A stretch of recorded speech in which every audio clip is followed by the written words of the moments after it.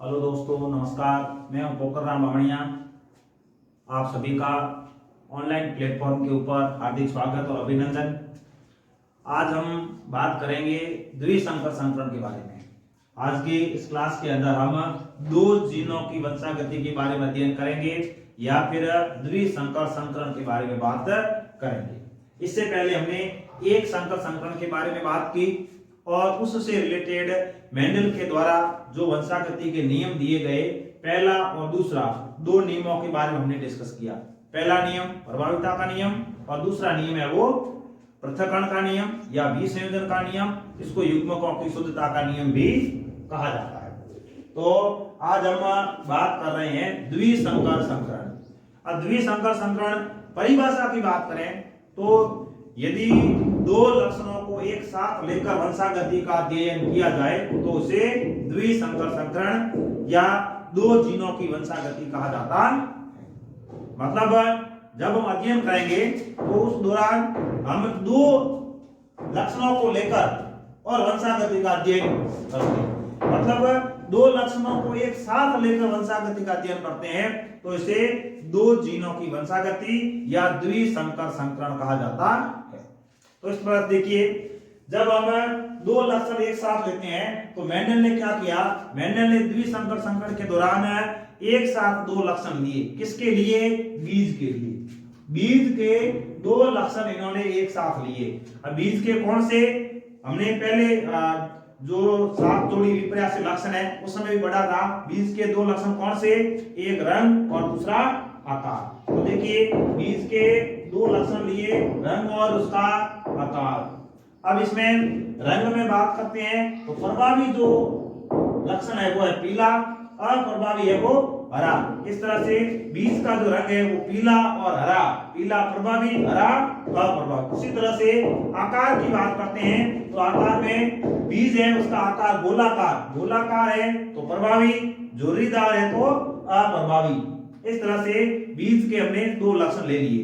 दो में इनका जीनोटाइप, यदि हम जीन की बात करते हैं तो पीले रंग के लिए जीन कौन सा है? Capital Y. हरे रंग के लिए कौन सा है? Small Y. मतलब प्रभावी के लिए कैपिटल, अप्रभावी के लिए स्मॉल लेटर है। इसी तरह से यहाँ पर गोलाकार के लिए जीन कौन सा लिया हमने? Capital R. झुर्रीदार के लिए स्मॉल आर। तो इस तरह से एक साथ हम दो लक्षणों की वंशागति का अध्ययन इसके अंदर करते हैं। तो देखिए, हमने जनक पीढ़ी में ऐसे मटर के पौधे लिए या ऐसे मटर के पौधे के बीज लिए जो पीले और गोल थे। पीले और गोल मतलब ये दोनों लक्षण उस बीज के कैसे हैं? प्रभावी।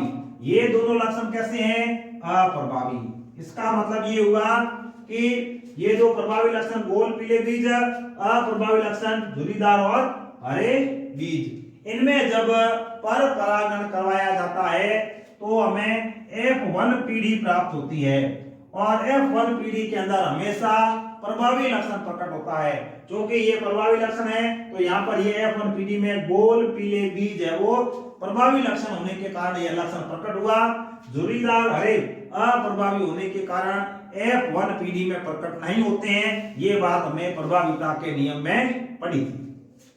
तो इस तरह से गोल पीले बीज और झुर्रीदार हरे जो बीज है इनके बीच में पर परागण करवाया जाता है तो F1 पीढ़ी के अंदर जितने भी पौधे प्राप्त होते हैं गोल पीले थे या ये गोल पीले होते हैं और ये भी विषम युग्मजी होते हैं। जैसे मान लो गोल के लिए जो जीनोटाइप है, प्रभावी की बात करते हैं तो कैपिटल आर, कैपिटल आर। यहाँ पर हमने बात की थी कि गोल के लिए, गोलाकार के लिए आर है। जीन यहाँ पर जोड़ों में पाए जाते हैं, हमने डबल आर लिख दिया, डबल वाई लिख दिया क्योंकि जीन जोड़ों में पाए जाते हैं। उसी तरह से यहाँ ये अप्रभावी है लेकिन जीन जोड़ा में होते हैं तो स्मॉल आर हमने स्मॉल आर लिख दिया और स्मॉल वाई लिख दिया। इस तरह से हमें F1 पीढ़ी के अंदर ऐसे पौधे प्राप्त होते हैं जिसका जीनोटाइप है capital R, capital Y, small Y. और ये जो स्थिति है इसको हम कहते हैं विषम युग्मजी। विषम युग्मजी का मतलब है दोनों युग्म विकल्पी अलग अलग प्रकार के हैं, दोनों युग्म विकल्पी समान नहीं है। ये कैपिटल है, दूसरा स्मॉल है, ये कैपिटल है और ये स्मॉल है, इसलिए इसको हम कहते हैं विषम युग्मजी। अब ये हमें जो F1PD के अंदर जो पौधे प्राप्त हुए हैं, इन पौधों के अंदर यदि हम स्वपरागण करवाते हैं तो हमें F2PD प्राप्त होती है। और F2PD जब प्राप्त होगी उसमें हमें कैसे पौधे प्राप्त होते हैं। F1PD के अंदर हमें जो पौधे प्राप्त हुए उसका जीनोटाइप है capital R, small r, capital Y, small y। और ये जो पौधे हैं या F1PD के अंदर प्रभावी लक्षण प्रकट होता है, सभी पौधे हैं वो गोल और पीले बीजों वाले होते हैं। अब F1PD के अंदर जो पौधे प्राप्त हुए हैं, यदि हम उसमें स्वपरागण करवाते हैं तो F2PD में हमें कैसे पौधे प्राप्त होते हैं। तो देखिए F1PD के अंदर हमें जो पौधे प्राप्त हुए हैं, एक पौधा हमने ये लिया, दूसरा पौधा हमने ये लिया। मान लो ये पौधा नर है और ये पौधा मादा है। यदि हम इन पौधों में आपस में संकरण करवाते हैं तो देखिए ये सिरलेलिया ये नर है, ये मादा है। अब नर के अंदर भी 4 प्रकार के युग्मक बनेंगे, मादा के अंदर भी 4 प्रकार के युग्मक बनेंगे। जब ये 4 प्रकार के युग्मक बनेंगे तो F2PD के अंदर जो पौधे बनेंगे तो वो कैसे प्राप्त होते हैं। देखिए जो नर पौधा है उसका युग्मक के अंदर ये जीन होगा कैपिटल R, कैपिटल Y, दूसरा ये जीनोटाइप होगा, तीसरा जो युग्मक उसमें ये होगा, फोर्थ युग्मक उसमें ये जीनोटाइप होगा। मतलब capital R small, capital R capital Y, capital R small y और स्मॉल r कैपिटल Y और स्मॉल r और स्मॉल y, ये के ये युग्मक है वो नर। तो नर के बाद मादा में भी ये के ये बनेंगे, बिल्कुल सेम होंगे। अब यदि इनका F2PD के अंदर जो संतति प्राप्त होती है, 4 युग्मक ये है, 4 युग्मक ये है, इनसे 16 प्रकार के पौधे प्राप्त होते हैं। पहला जो ये और ये मतलब नर का जो युग्मक है उसमें ये जीनोटाइप है, मादा का युग्मक उसमें ये जीनोटाइप है, तो जो पौधा प्राप्त होगा वो है वो इस तरह से प्राप्त होता है capital R, capital R, capital Y और कैपिटल Y। तो ये पौधा कैसा होगा, गोल और पीला। बीज कैसा होगा, गोल और पीला। उसके बाद में यदि मादा का ये जीनोटाइप, नर का ये जीनोटाइप आपस में संगम करते हैं और नई संतान बनती है तो उसका जीनोटाइप ये होगा और पौधे कैसे होंगे, गोल पीले। नेक्स्ट जो प्राप्त होगा वो जीनोटाइप ये होगा capital R, small r, capital Y, capital Y। तो पौधे कैसे प्राप्त होंगे, गोल और पीले बीज वाले। फिर नेक्स्ट बात करते हैं तो capital R, small r, capital Y, small y, पौधा कैसा प्राप्त होगा, गोल और पीला। इस तरह से नेक्स्ट ये जो युग्मक है इनकी यदि इनके साथ में संगम होता है तो क्या होगा, capital R, capital R, capital Y, small y। तो पौधा कैसा प्राप्त होगा, गोल और पीला। इस तरह से हमें गोल हरे, गोल पीले, गोल हरे, गोल पीले, गोल पीले, झुर्रीदार पीले, झुर्रीदार पीले, गोल पीले, गोल हरे, झुर्रीदार पीले और झुर्रीदार हरे, ऐसे पौधे प्राप्त होते हैं। F2PD के अंदर यदि हम बात करें तो F1PD में तो केवल गोल और पीले बीजों वाले पौधे प्राप्त हुए, जबकि F2PD के अंदर हमें सभी प्रकार के पौधे प्राप्त होते हैं। दो लक्षण तो कौन से हैं, जनक वाले। जनक वाले का मतलब है जनक पौधे है ये गोल और पीले, ये जनक पौधे हमने लिए थे। तो जनक वाले दोनों लक्षण प्रकट होते हैं, ये गोल पीले, ये गोल पीले वाला और ये झुर्रीदार हरे वाले, मतलब ये दोनों लक्षण जनक वाले हैं। इसके अलावा हम देखते हैं तो गोल पीले के साथ में गोल हरे पौधे भी प्राप्त होते हैं और दूसरे वाले जो पौधे हैं वो झुर्रीदार पीले पौधे भी प्राप्त होते हैं। इस प्रकार F2PD के अंदर 4 प्रकार के पौधे प्राप्त होते हैं। इस तरह से देखिए जो F2PD है, इस F2PD के अंदर यदि हम फिनोटाइप की बात करते हैं या लक्षण प्ररूप अनुपात की बात करते हैं तो देखिए कैसे प्राप्त होता है। गोल पीले बीज वाले पौधे कितने प्राप्त होते हैं, 9। गोल पीले बीज वाले पौधे 9। गोल हरे बीजों वाले पौधे कितने हैं? 3। झुर्रीदार पीले बीज वाले पौधे कितने हैं? 3। और झुर्रीदार हरे कितने हैं? 1। इस तरह से जो फिनोटाइप अनुपात प्राप्त होता है वो हमें प्राप्त होता है 9:3:3:3:1। F2PD के दौरान फिनोटाइप अनुपात क्या प्राप्त होता है? बहुत ही इंपॉर्टेंट प्रश्न है एग्जाम की दृष्टि से। द्विसंकर संकरण की बात करें तो द्विसंकर संकरण में F2PD के अंदर जो लक्षण प्रमुख अनुपात प्राप्त होता है वो होता है 9:3:3:1। नेक्स्ट हम यदि जीन प्रमुख की बात करें, जीनोटाइप की बात करें तो जीनोटाइप प्राप्त होता है 1:2:4:1:2:1:1:2:1। इस तरह से 1:2:4:1:2:1:1:2:1 यह अनुपात प्राप्त होता है। इस तरह से ये जो फिनोटाइप है इसमें टोटल पौधे कितने हैं? 16। हमको जोड़ेंगे तो 9 और 3 12, 3 15 और 1 16। और जीनोटाइप के पौधे जोड़ेंगे तो ये भी कितने हो रहे हैं? 16। अब इसमें ये जो 1 2 2 4 इनको जोड़ेंगे तो ये कितना हो रहा है? 9। इसका मतलब है ये जो जीनोटाइप है ये कौन से पौधों का है? गोल और पीले। गोल और पीले जो पौधे हैं उनके जीनोटाइप है। अब गोल और पीले की बात करते हैं तो इसमें 4 जीनोटाइप वाले पौधे प्राप्त होते हैं। अब देखो कैसे प्राप्त होते हैं। 4 जीनोटाइप की बात करते हैं तो देखिए R R Y Y ये भी गोल और पीले है। दूसरा यदि हम बात करें तो R R Y Y ये भी गोल और पीले है। नेक्स्ट यदि हम बात करें तो ये R R capital Y small y R R capital Y small y। इस तरह से ये हमें 4 जीनोटाइप वाले पौधे प्राप्त होते हैं। तो ये हो जाएंगे 9, फिर 1:2 मिलाएंगे तो 3। अब ये 3 पौधे कौन सी है? ये है गोल और हरे। फिर ये 1:2 इनको मिलाएंगे 3 पौधे कौन से? झुर्रीदार पीले।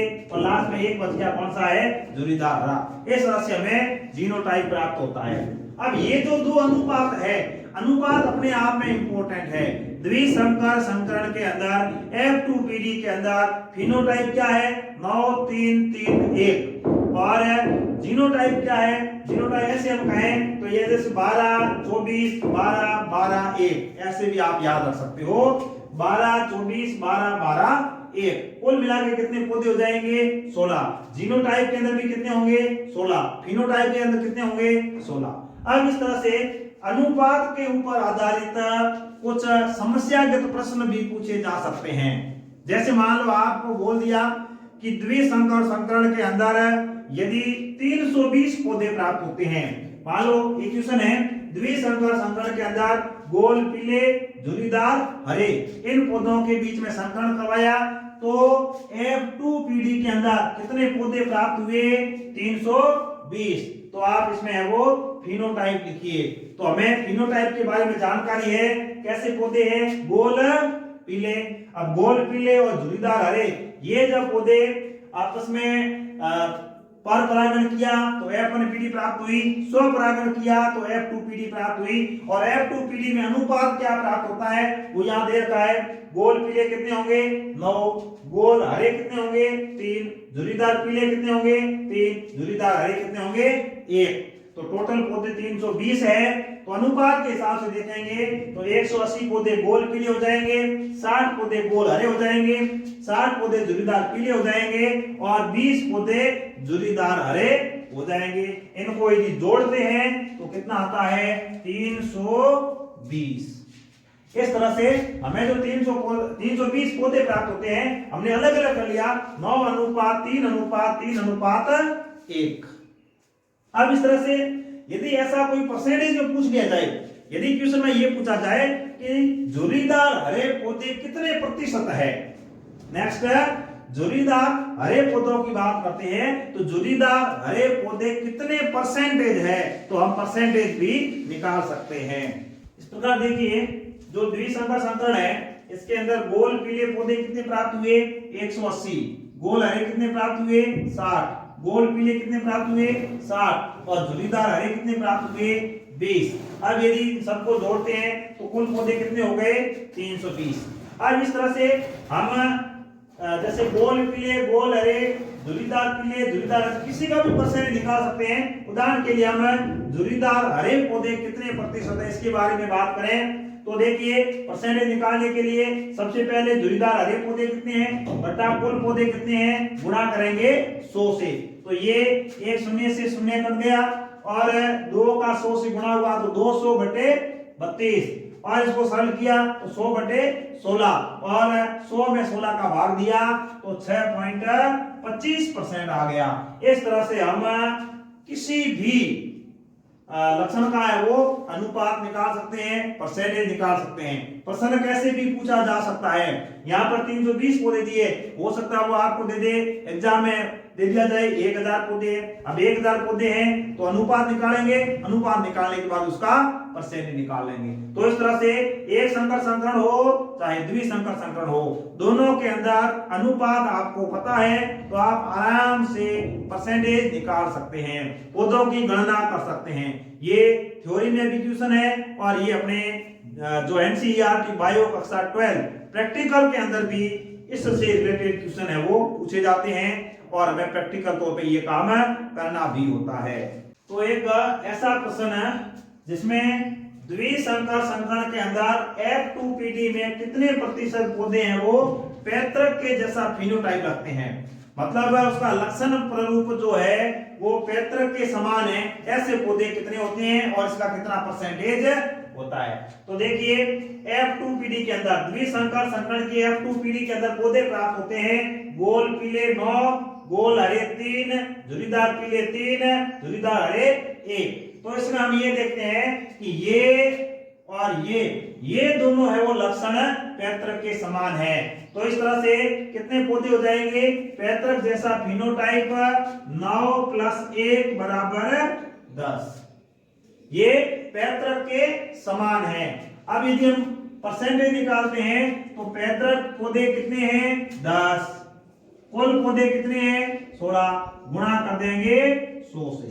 अब इसको काट दो 16 का 8 हो गया इसका हो गया 5 फिर इसमें 2 का भाग 4 बार इसमें गया 50 बार इसमें 2 का भाग 2 बार इसमें गया 25 बार। अब गुणा करेंगे 5 × 25 बट्टे 2 बराबर 5 × 25 कितने हो गए 125 125 बटे 2।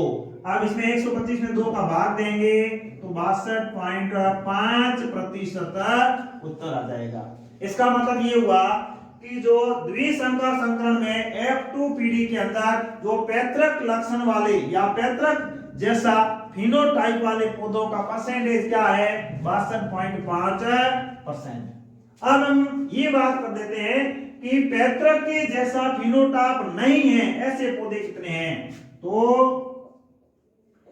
पैतृक के जैसा फिनोटाइप नहीं है ऐसे पौधे कितने हैं। यदि हम ऐसे पौधों की बात करेंगे तो ऐसे पौधे कितने हैं 3 और 3 6।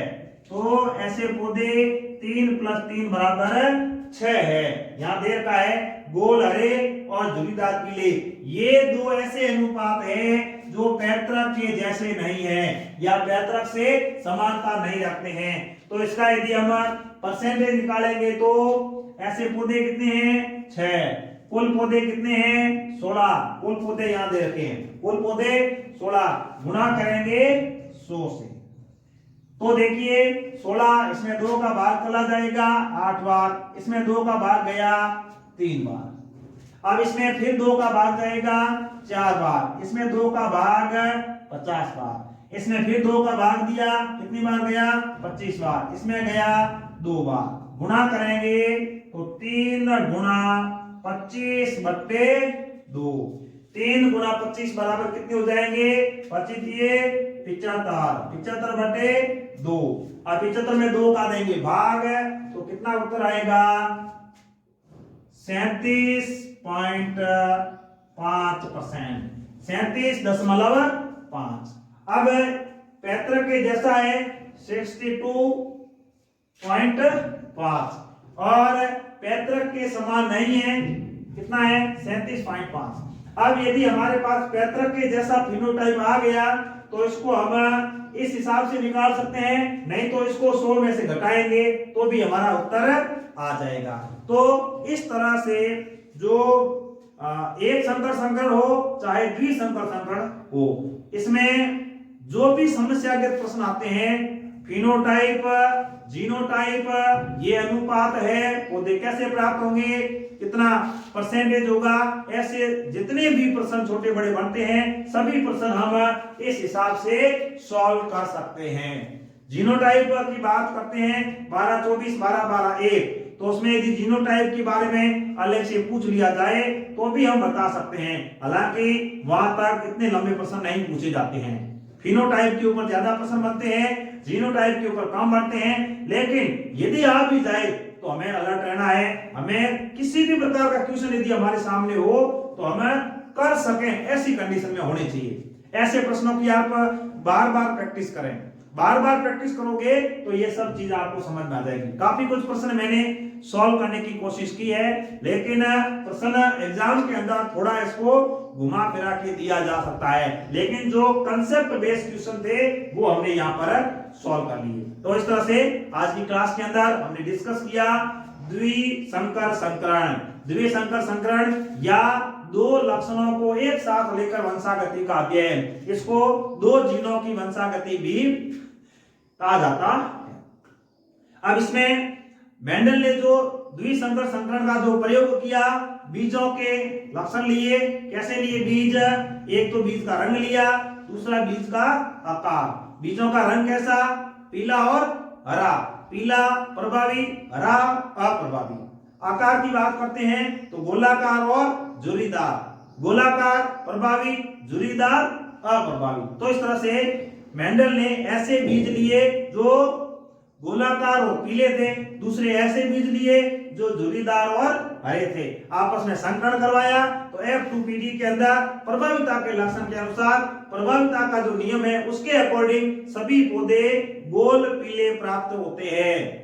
क्यों? क्योंकि जो प्रभावी लक्षण होता है वह F1PD में प्रकट होता है। लेकिन यदि हम F2PD की बात करते हैं तो F2PD के अंदर जनक वाले दोनों लक्षण प्रकट होते हैं और उसके साथ साथ बीच वाले लक्षण और प्रकट होते हैं। ये जनक वाला लक्षण हो गया, ये भी जनक वाला लक्षण हो गया। ये जनक में कौन सा, ये जनक में प्रभावी वाला लक्षण, ये जनक में अप्रभावी वाला लक्षण, और ये बीच में गोल हरे झुर्रीदार पीले, ये लक्षण भी प्रकट होते हैं। इस तरह से मेंडल ने वो द्विसंकर संकरण से संबंधित प्रयोग किए।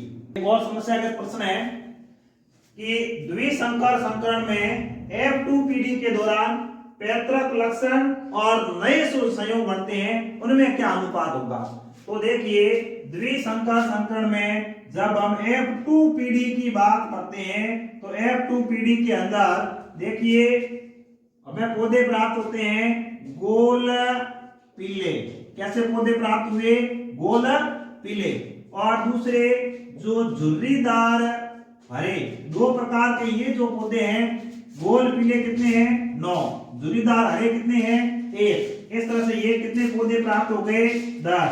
तो ये पौधे कैसे हैं, ये जो पौधे हैं ये पैतृक लक्षण वाले हैं, मतलब जो जनक पीढ़ी के अंदर पौधे थे वो सेम पौधे प्राप्त होते हैं। इसके अलावा नए संयोग की बात करते हैं तो हमें पौधे प्राप्त होते हैं गोल हरे और झुर्रीदार पीले, इस तरह के पौधे प्राप्त होते हैं। तो ये कितने प्राप्त होते हैं 3, ये कितने प्राप्त होते हैं 3, दोनों को जोड़ेंगे तो कितने हो जाएंगे 6। ये जो 6 पौधे प्राप्त हुए हैं ये कैसे हैं, नए संयोग, ये नए संयोग वाले पौधे हैं। अब अनुपात की बात करते हैं तो देखिए इस अनुपात में इनको रखते हैं, पैतृक लक्षण वाले पौधे कितने हैं 10 और नए संयोग वाले कितने हैं 6। अनुपात की बात करेंगे तो 5:3 प्राप्त होता है। इस तरह से द्विसंकर संकरण में F2PD के अंदर जो पैतृक लक्षण और जो नए संयोग है इन पौधों के बीच में जो अनुपात प्राप्त होता है वो 5:3 प्राप्त होता है। इस तरह से ये अनुपात निकालने के लिए हमने जो अभी बात की थी परसेंटेज वाली, यदि हम पैतृक लक्षण का परसेंटेज नए संयोग का परसेंटेज भी रखते हैं तो भी हमें वो यह अनुपात प्राप्त हो जाता है।